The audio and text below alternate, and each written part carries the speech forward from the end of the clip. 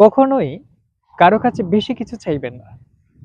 একটা কথা মাথায় রাখবেন, আপনার হাঁটুতে যদি বল না থাকে, আপনার হাঁটুতে যদি শক্তি না থাকে, তাহলে আপনাকে হাতে ধরে কেউ বেশি দিন হাঁটাবে না। হাঁটালেও হয়তো কয়েকটা দিন আপনাকে হাঁটাতে পারে, কিন্তু একটা সময় সেও আপনাকে ছেড়ে দেবে।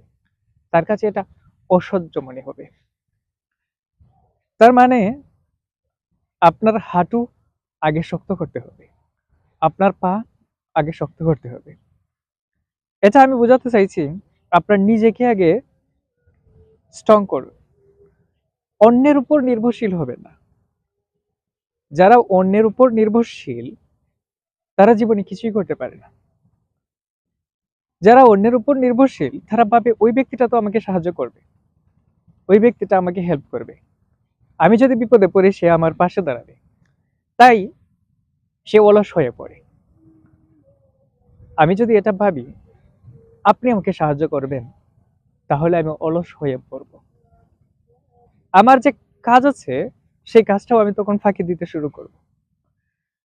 কাজেই আমার মনে হয় অন্যের উপর নির্ভরশীল না হওয়াটা ভালো। আপনি অন্যের উপর নির্ভরশীল হচ্ছেন, আপনি যাকে বিশ্বাস করছেন, আপনি যাকে মনে করছেন সে আপনাকে সাহায্য করবে, আপনার পাশে দাঁড়াবে, একটা সময় সেও বিরক্তি বোধ করবে এবং আপনাকে ছেড়ে চলে যাবে, আপনার পাশে থাকবে না।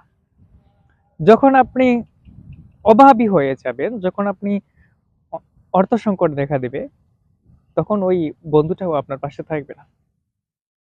আর এটা নিজের জন্যই ক্ষতি, কেননা আপনি অলস হয়ে যাচ্ছেন, আপনি ভাবছেন উনি আপনাকে সাহায্য করবে, উনি আপনাকে দেখবে।